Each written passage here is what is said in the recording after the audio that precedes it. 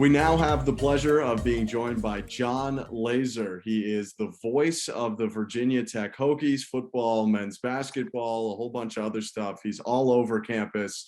Jon, thanks so much for gracing us with your presence here, allowing us to learn from the top guy with info on the Hokies. Oh, and absolutely. My pleasure, guys. I really enjoy this. It's always one of the fun byproducts of when we play Syracuse and anything. I get to talk to a lot of young broadcasters. We do a lot of that here too. So again, my pleasure. So the Hokies have had kind of a wild year. They sit at 3-3. It's been an up and down season to get there. I want to start back before the year. What were your expectations for Virginia Tech coming into the season?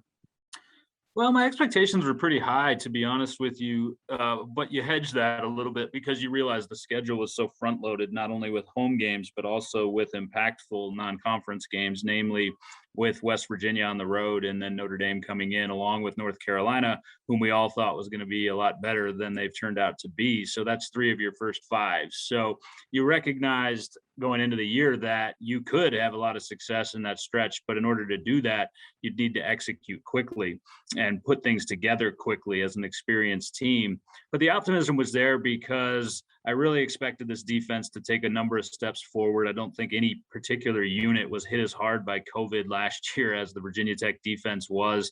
That has come to fruition. The defense has played very well. Justin Hamilton has acclimated himself exceptionally well. And on the offensive side, you had the majority of your offensive line returning, a group that was very prolific last year. You had a lot of playmakers on the outside, along with a hybrid tight end and James Mitchell, and a quarterback that, quite frankly, looked really good in the spring, looked really good in spots last year, and looked really good in fall. And that's Braxton Burmeister, the Oregon transfer. So while the defense has surprised some and played very consistently, the discouraging part and leading to a wild season, and you put that very adequately, was you're just not getting the production on the offensive side. The execution's not there. All the blame doesn't belong to Braxton Burmeister, but when you're the quarterback, you've got to be the linchpin, and it just hasn't worked out for whatever reason to this point. And unfortunately, it's not something that's been game specific. You know, you struggle to do one thing in one game, you shore that up, but then you struggle to do something else the next week. I equate that to my golf game. When I'm hitting the ball good, I'm putting like crap, and when I'm putting great, I'm not hitting the ball worth a darn. So that is frustrating because when you have that inconsistency, you show up to the stadium, whether that be Lane or wherever you're playing on the road, kind of having no idea what you're going to get. And as a coach, that'll drive you nuts. And I think it is driving Justin Fuente nuts. So that week 1 win over then number 10 UNC, combine that with, the 3-1 start that this team gets out to, the natural follow-up is how, if at all, did that maybe change your expectations surrounding the team as you progress through the early portion of the schedule? Yeah, I think it's interesting to look at things, Johnny, in hindsight, right? Coming off North Carolina, we're obviously feeling very good because you have the utmost respect for Sam Howell. We are sitting right in their recruiting region. We know how well they've done since Mac Brown has come back and the talent that they had. So you loved what you saw from Virginia Tech that night, particularly in the first half. You limit that offense to 10 points. But if you look at it from the lens of hindsight, you can see that maybe we should have been a little bit more worried about the offense coming out of that game because North Carolina's defense has just been poor. There's no other way to put it. And you struggled mightily in the second half, could have put that game away emphatically a number of occasions and didn't execute. Didn't look that great against a Middle Tennessee team that's quite a bit better than their brand recognition would be, but also trouble signs offensively in that game. And then you went to West Virginia and basically fell flat. Should have got run out of the stadium that day. The Mountaineers, as we've seen now, a 2-4 team, they look dynamite in the first half, and kind of like what I just said about Virginia Tech, trouble signs in the win for them because they should have hammered Virginia Tech that day in the second half, didn't do it, kind of gifted you opportunities with turnovers to get back in that game. Ultimately, you should have won it. Come back, Richmond, an FCS team, a quality one, but nonetheless an FCS team. You shouldn't have any problem there. You did. Scoring points, you needed a special teams, a punt return touchdown for a little bit of a comfortable margin, just 11 points. That's comfortable against the conference foe, not against an FCS opponent. And then, of course, we've seen what happened since. So off UNC, to your question, we were very confident. Off of West Virginia, That's when the concern started to creep in. And I don't want to call it panic because it's never as high as you think and never as low as you think. But that concern has grown quite considerably over the last 3 weeks. Big reason why might have been last week's game. Only 7 points scored against Pitt, who's a quality football team, but dominated the Virginia Tech offense. You touched on Burmeisters' struggles a little bit in your first answer. Just for those who haven't seen him, the Oregon transfer coming in, really getting his first opportunity to start for a full season. What hasn't clicked necessarily between Burmeister or between him and the guys around him? Yeah, it's really been one of those things that, again, has been so curious because it's not a chemistry issue. It's not an experience issue, whether that be Oregon or here, and it's not a physical capability issue. Here's a guy that has the arm talent. He doesn't have as big an arm as Sam Howell or Kenny Pickett, but he certainly has an adequate arm to get the ball down the field. He's also one of the 2 fastest players on the team. Depending on the day that you're racing, he might be the fastest. He's shifty. He can roll away from trouble. He can go right. He can go left. He can throw on the move. And for whatever reason, starting early in the season, he's just been very hesitant to take chances. And you see the ball security numbers. He's only thrown 2 interceptions. That's good. But at the same time, you get into situations like against Pitt, the way they play press man every snap defensively all night long, regardless of what the score is. You have to be able to hit those vertical shots. But more than that, you have to be able to take the chances and throw the football down the field. The Hokies did that, but not in opportune situations to try to take advantage and manipulate some of those cornerbacks for Pitt. Like you say, Pitt's a very good football team. They're very physical up front, but it was plenty of blame to go around. Had about 5 or 6 drops. The wind wound up being a 20-mile-an-hour crosswind. Justin Fuente didn't want to hear any of that, but the bottom line is that's about the most difficult condition to throw, and Braxton didn't throw the football very well. So if you're not throwing it well, not catching it well, the weather's against you, and you're not winning up front, it looks like it looked. 8-5 back in 2019. And I know you mentioned before, John, sort of just how much COVID really did put a damper on this football team, especially from the defensive side of the ball. But kind of just from an overall feel standpoint, if you had to pinpoint a couple reasons as to, why such a drastic drop off from now until then, what would some of those overarching themes be? Well, you look at that 2019 season, and Ben called this year wild. That one was even wilder because early on in that season, you got thumped by a very mediocre Duke team at night, at home, 45-10.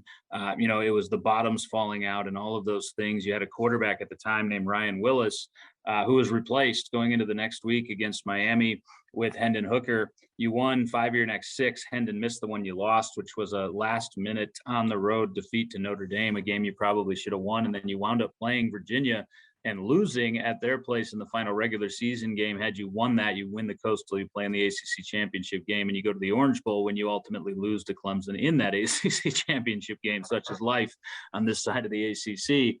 And just a variety of things have happened. I mean, I think the biggest one was COVID. First of all, you could not have been hit in a variety of ways like this program was last year. And it's, as we talked about a lot as a staff throughout the course of that, nobody wanted to go through it, clearly. But if you had a veteran coaching staff in place with their system in place and you had a bunch of veteran players, you were going to be much more primed for success last year than what Virginia Tech had, which was Justin Hamilton, who's an extremely skilled coordinator and a fast rising star in the coaching ranks, but he never had spring. He never had fall to put his system in. And oh, by the way, you're following a 3-decade legend in Bud Foster with the pressure that comes with it. And then on the first game day, which actually came on the 3rd try last year, you had 2 postponed to start the year. Teams down at the team hotel in Roanoke, which they do for home games. And Justin Hamilton gets tapped on the shoulder and says, by the way, you tested positive, you're out. We were already down 6 defensive coaches for that game. And it just became a comedy from there. Coaching staff comes back. We're missing our entire secondary against North Carolina last year. Not surprisingly, that octane of offense put up seemed like 140 points. It was, I think, 56. So anyway, I just missed last year, bridges that gap that you're talking about, Johnny, between 19 and 21. quite frankly, this roster top to bottom is not a national championship caliber roster, but with where the ACC is, it should be a roster that's capable of competing with Clemson down this year for the ACC championship. And again, you're not putting it on one guy on the quarterback, Braxton Burmeister, but you don't have options at the quarterback position because Hendon Hooker transferred, Quincy Patterson transferred, variety of reasons for those things. But attrition at that position left you vulnerable where the rest of the roster is pretty stable and ready to compete. So as I mentioned, it's never as high as you think and never as low. This program, despite the results the last few weeks, is actually heading in the right direction and has the number 15 recruiting class right now nationally. For next year, you just hope you stay on this course, find a way to win, and can capitalize on some of that momentum, because 19 was also coming off 18, where you were really young and physically immature and got blasted a couple of times. And as Justin Fuente said, Whit Babcock, our athletic director, he said, you didn't hire me for 2016 when he won ACC Coach of the Year in the Coastal Division in his first season. You hired me because this program needed to be modernized and the roster needed to be turned over. We've seen that through the course of 17, 18, 19, and through the pandemic. This was really going to be the bust out year, which is why it's been so disappointing that it hasn't been. And some of that, it seems like, is being put on Fuente. I mean, almost all of it. It feels like from outside noise is now talking about, okay, he's in year 6, that year 1 team, like he said, and like you said, that's a team that he just took over from Beamer. It's not exactly Fuente's team. And they've steadily declined in wins year after year. 2018, they go down and they're back up in 19, but it's moving in the wrong direction, at least from win total. How in trouble do you think Fuente is in terms of job security? Well, the public perception is he's in a lot of trouble, clearly. And I think that's true if this slide continues the rest of this year. And it certainly could, because you've got this game against Syracuse, a team down here that, quite frankly, has figured things out just in the nick of the wrong time for us. You'd like to have played Cuse back in week 3 at this point, because they're playing really good football and seem to have found their identity. So that's going to be a tough one. Then you go on the road for 4 of 5. That's never easy. With kind of a ridiculously unbalanced schedule this year. But you're absolutely right. Those questions are going to be asked when the win totals decrease, regardless of what the reasons are. The biggest thing is this program needed to be modernized, and that'll happen at the tail end of a long run for a head coach. And it's unrecognizable from when I got here 7 years ago to now, just in terms of your facilities, the graphics, the amenities that you're offering to the players, in terms of the Student Athlete Performance Center. And I fear, because Justin Fuente has become a really good friend, as will be the case when you're with a guy for a number of years, along with his staff, when you see all of that building behind the scenes and how disruptive COVID was and what the series of events that had to have transpired to put him in this position, you worry that he'll do all that work. Undoubtedly, if it's him or someone who comes in to replace him, they're going to be in a much more advantageous spot than he was when he got here. But hopefully history doesn't remember him as the guy who bridged that gap and not the guy who helped build it. You mentioned the outside noise a lot. I think for people in Syracuse, there's an idea that the ACC is wrapped up almost every year. Maybe not this year, but Clemson almost every year has it. And I think that's a little bit of being kind of in an Atlantic bubble and being near the bottom of it. How much is there still a feeling amongst Virginia Tech fans that this team, this program, should be competing for ACC titles? Well, I think we have a recency bias, right? And that's been the way it's been since I've been here. That's not independent to the Atlantic Division. The Coastal Division feels the same way. In a lot of years, if you're being honest with yourself, you're trying to win the Coastal and trying to make a New Year's Six bowl. The Hokies really were the last team to take Clemson to the wire in the ACC championship game, lost by a touchdown back in 16. But that took a Herculean throw the kitchen sink at him game plan to get to that point. And the roster discrepancy in terms of the talent and recruiting, clearly there's a massive gap. Clemson, for whatever reason, offensive line being the biggest one, really down from where they are. They probably are still the most talented team in the ACC, but they've really dug themselves a hole and created other opportunities. So what I was saying at the outset is, yeah, that's been the case since maybe 2011, 2012. There's an ACC championship game took place between Clemson and Virginia Tech. where Virginia Tech was on a string of 11 consecutive double-digit winning seasons, and Clemson had been down before Dabo rebuilt them or built them into what they are. And you could just sense, that's what I hear from our fans that were there was a changing of the guard that night. And that feels like 100 years ago, but it's only been a decade. And a decade in college sports, when you're program building or you're trying to maintain, really isn't all that long. It's interesting. I remember when I was an intern, when I was your guys' age, working at KFAN in Minneapolis, Alabama was a joke. If you recall, before Saban, they hired a coach that unfortunately got himself some trouble with an audio tape, got fired. They were nowhere near where they were. So I think the point is, that's right now the present narrative. What it will be interesting to see is if this is a one-year aberration for Clemson, and it goes right back to that, or whether some of the programs like a Syracuse, like a Boston College, like an NC State or Virginia Tech can capitalize while they're down and get the job done through recruiting, which is ultimately the only way to catch up. From a defensive standpoint, I know you mentioned obviously the defense has excelled and the offense is where most of the struggles lie. I'm curious defensively, is there a specific group of players, whether it's the defensive line, the linebackers, the secondary, that's really stood out? A combination of all three? I mean, you hold Kenny Pickett to 203 yards on the day, obviously still a big loss, but the line in particular put pressure on him all afternoon long. Who jumps off the page at you there?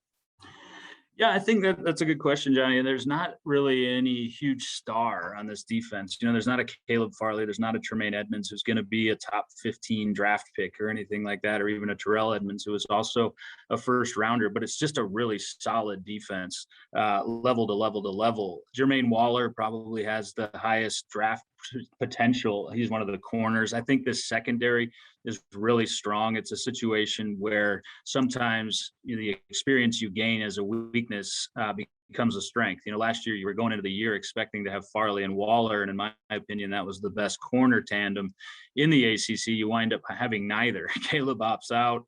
Waller is injured the entire season, but you're forced to start Armani Chapman and Breon Murray in those spots a year or two ahead of when they were ready to.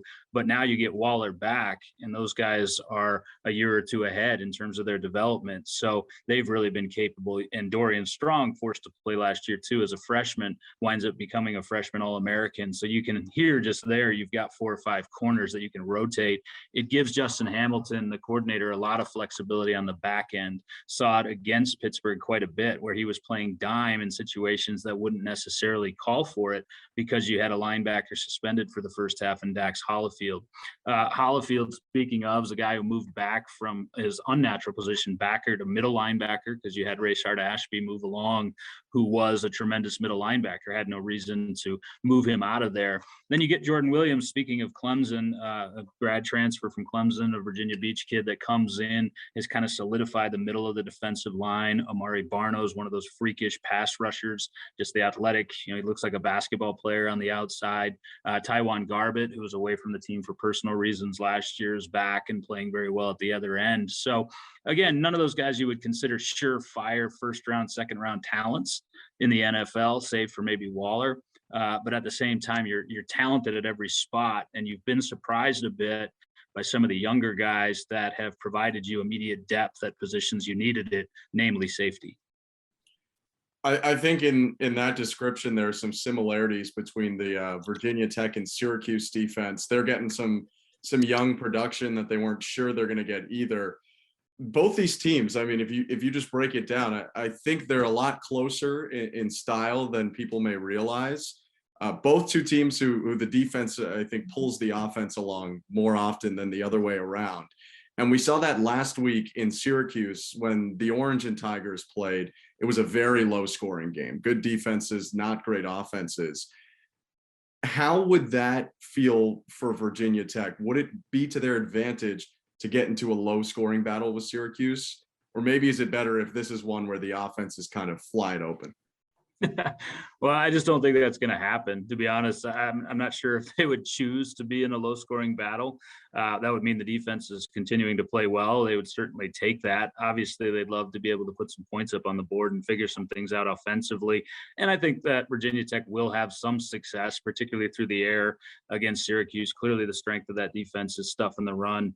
and they've done an exceptional job, and they do have some guys that can be disruptive to your quarterback. But I think being a home game, Virginia Tech finds a way to score enough points to get this game into the 20s.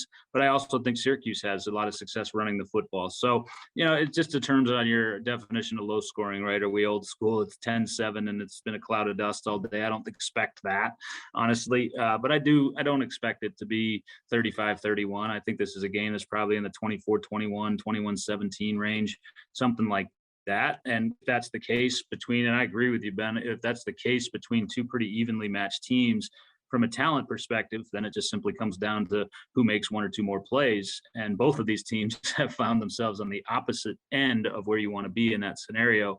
For the Hokies at West Virginia and again against Notre Dame, obviously when you lose 3 consecutive games by 9 combined points, you were in all of those games. Syracuse probably muttering the same thing to themselves. You mentioned the Syracuse ground success. A lot of that stemming from Sean Tucker, but a lot of it also stemming from what the Syracuse quarterback, Garrett Schrader, has been able to do with his legs. Has Virginia Tech had experience yet this year taking on a quarterback like Schrader, who maybe isn't a run first, but the option is very much a focal point of what they try to do offensively? Yeah, what's interesting is they weren't anticipating doing it, but they did 2 weeks ago when Notre Dame came in, and Jack Cohn, the veteran statue type quarterback from Wisconsin, just was under complete duress in the first half, and they couldn't protect him. And it looked like Virginia Tech was just going to blast Notre Dame. Credit to Brian Kelly. He's not the coach that he is for no reason. He skipped over the guy you thought you were going to see, which was Drew Pine, more of a dual threat type guy, to a true freshman in Tyler Buckner. He's certainly not as big as Schrader, different styles of running, but yeah, he was absolutely a run first quarterback. So yeah, they have seen it a bit. They've had some success against it. When you're scheming against that, it just essentially becomes, the physical battle up front. It doesn't necessarily have a whole lot to do with Schrader when you know what you're going to get. The other thing for Virginia Tech is they have a quarterback that's very similar to Schrader, and that's Connor Blumrick from Texas A&M. So they've been running a lot of their own packages like that until Blumrick unfortunately mangled his knee a couple of weeks ago. So yeah, I don't think anything that Syracuse does is necessarily going to surprise Justin Hamilton, or they're not prepared for it. What I'm interested to see is how aggressive Virginia Tech is in terms of trying to take that away. Are you willing, because you don't think that Schrader's going to hurt you? It's not that he can't, but it's not going to be the primary focus to hurt you through the air. Are you willing to put that secondary and those corners on islands like Bud Foster used to do, and dedicate that much personnel to the box? And if you do that, can you get Syracuse into situations where it's obvious passing down behind the sticks, 3rd and 8 and beyond? And then when you do, how aggressive are you at coming after Garrett Schrader, who again has showcased that he can do it in the run game, but not necessarily in the pass game? So that's the story of it, I think, to me. And I would be surprised if Virginia Tech didn't kind of sit in that shell at the beginning of the game. That's what Clemson did. And I mean, they don't have to rush anyone extra to get pressure, which is a luxury Right. every team has. But it seemed to work out pretty well for them. So if that happens to be the strategy again, it's a great test for Schrader to see if he can throw his way out of it. Talking about the game, I think we've done enough here. You're a busy guy. And when we hopped on with you, you were in the middle of some charity work. So what's going on there? What's the name of the organization, and what are you guys doing? Yeah, we're working. Thanks for bringing it up, and I appreciate that. During the pandemic, I was sitting around with my wife, and I've had this touchdown call. I wouldn't call it my signature call, but it's one I've used a few times that our fans really seem to enjoy. And it's, there's nothing in front of him but clean mountain air, which somehow I just shrieked back in 2016.